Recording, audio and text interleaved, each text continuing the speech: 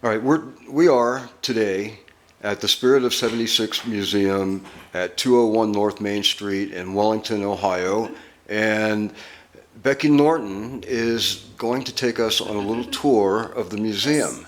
Hi, Yes. Becky. Hi. I'm so glad to meet you, Likewise, glad to and meet I'm you. glad to be on your blog. So this building, if anybody would like to know, this building was built in about the 1870s. It became a museum. It was a cheese warehouse at the time.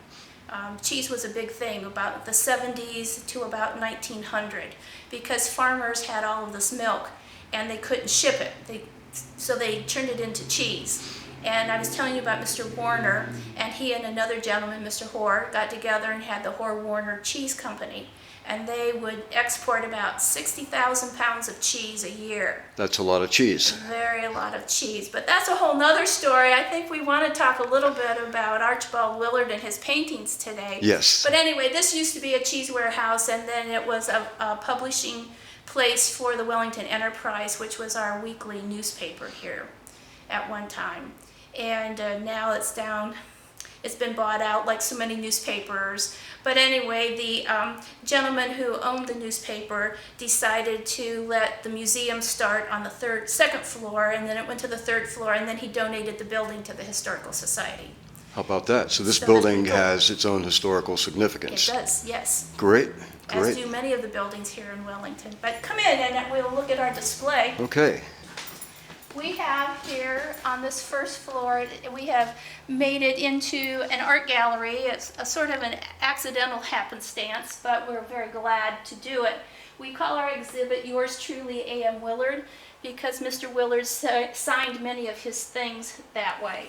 And so we thought it was appropriate that we do that. And this board is all about Mr. Willard, and we have some of his portraits here and some news articles about him.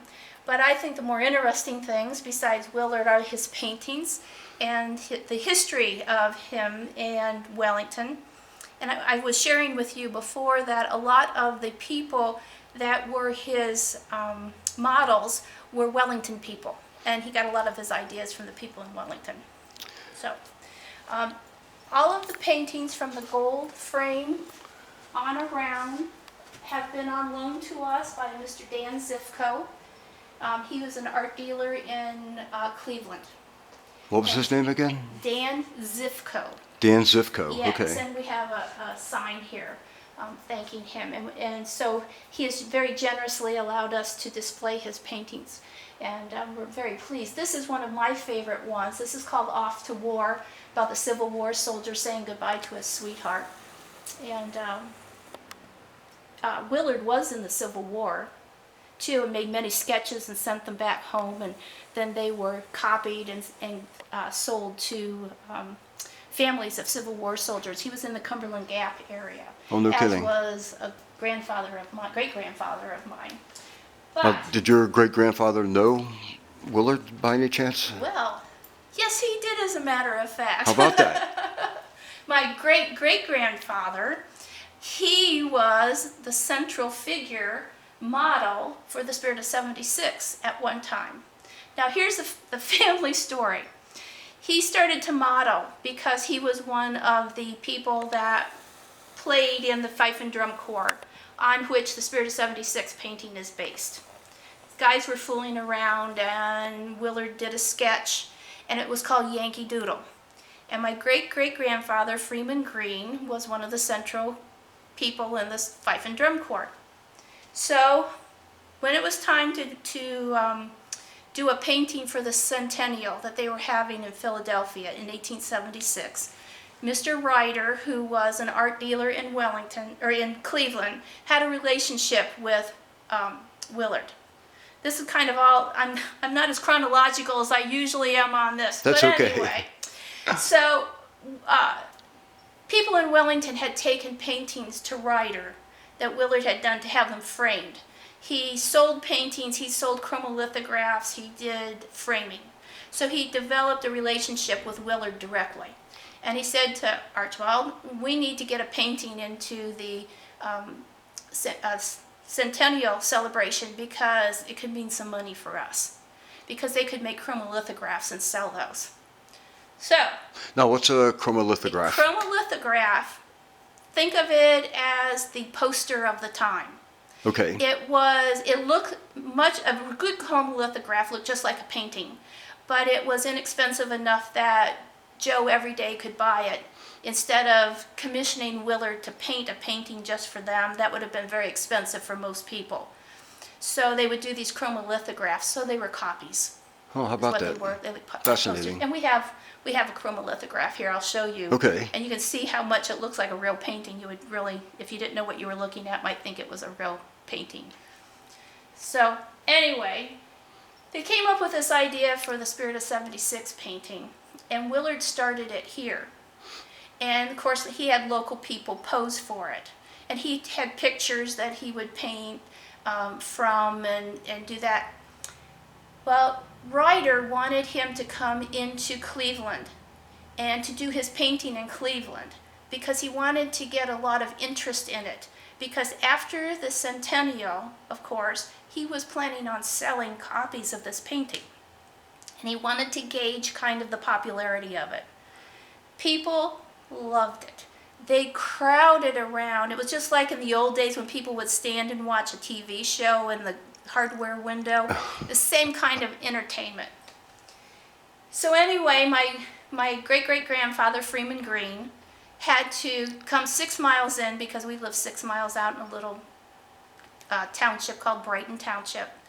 And he would have to come into town, get on a train, go into Cleveland, and pose. Well, the story goes that they would get into Cleveland, and Willard would say, "I'm not feeling like painting today." And so then they would have to come home. And then they would go in, and he'd say, "I don't think the lighting is just right." And they have to come home. So finally, Freeman Green said, "I have had enough of this. This painting is not going to amount to anything anyway. I quit."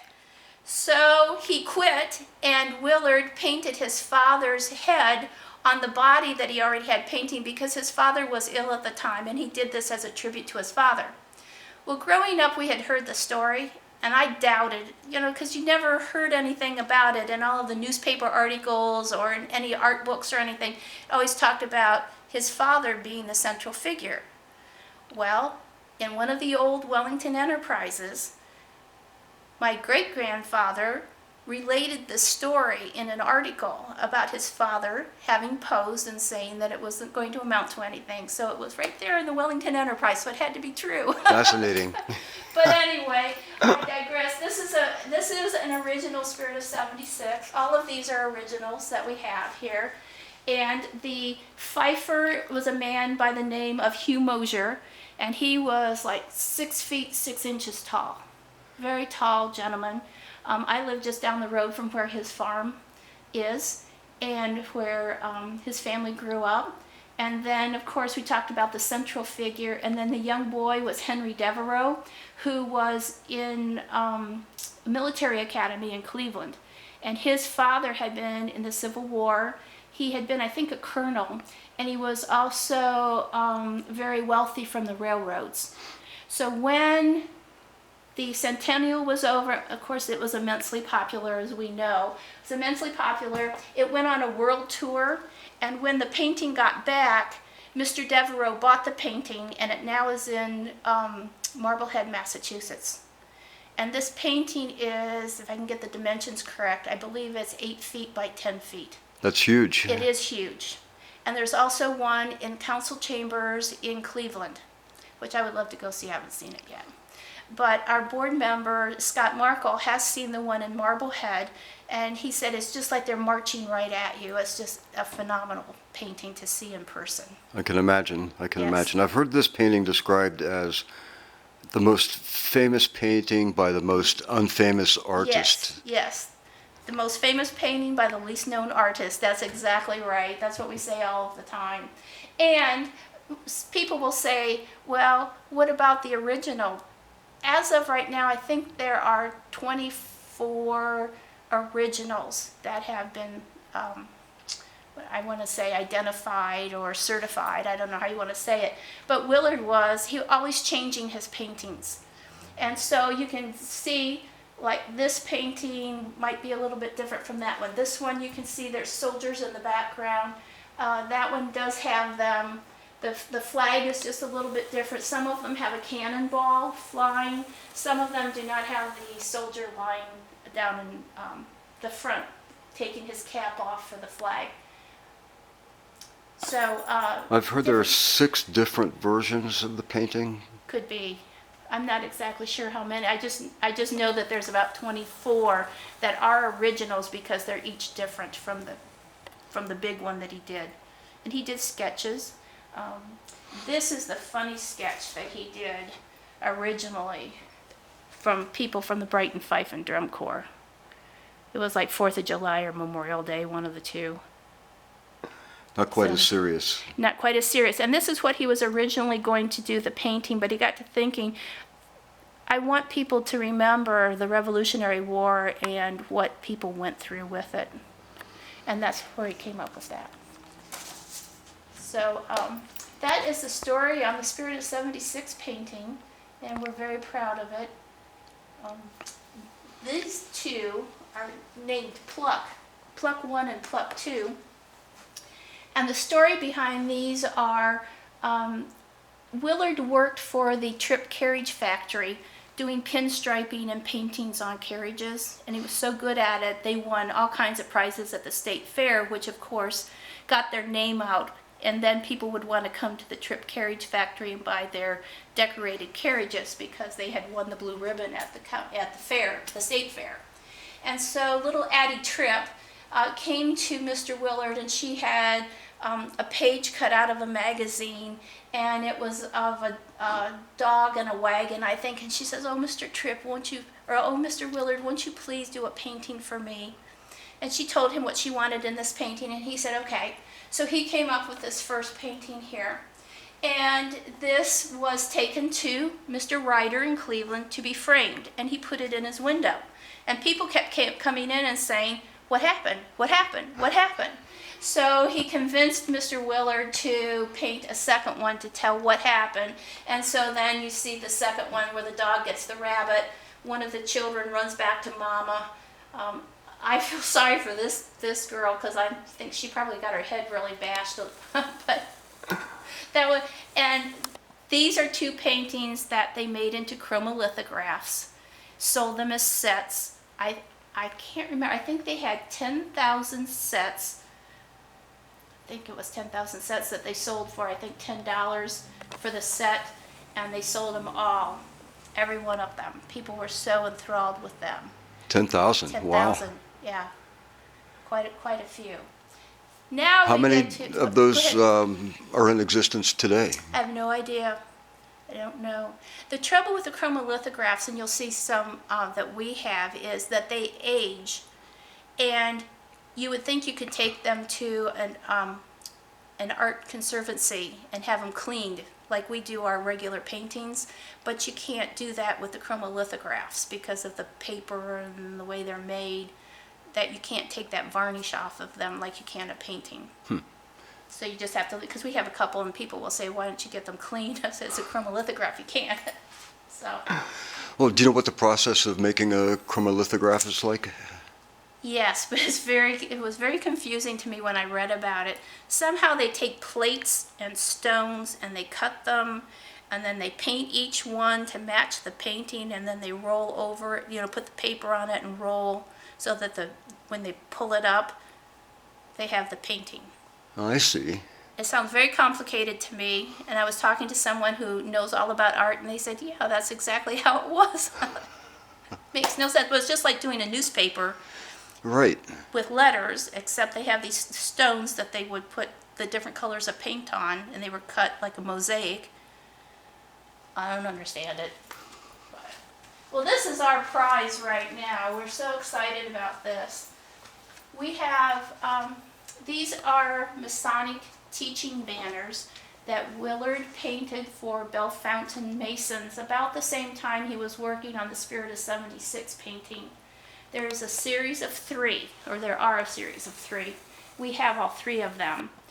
Scott Markle, that I mentioned before, is a Mason. He discovered that they were in the basement of the Springfield Masonic headquarters, and it took him quite a while, but he finally got them to donate it to our Masonic Lodge who in turn donated them to us.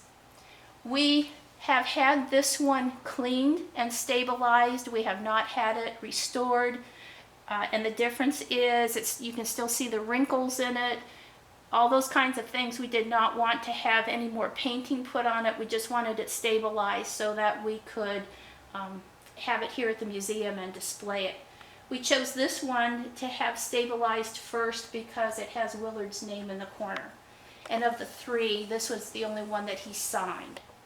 And this is the workers, the stonemasons, and they're building King Solomon's temple. Wow. So it took us a long time to get them, and then it took us a long time to raise the money to be able to afford to have it cleaned and stabilized. And we had to have the frame built here in the museum and frame it here in the museum because, of course, it wouldn't fit through our doors. But he liked to do big things. As you know, we were talking about your spirits in Fayette County, how big they are. Mm-hmm. And these are the same way. They're huge. All three of them are similar in size? Yes, yes. And they're the progression of building King Solomon's temple. And we have the second one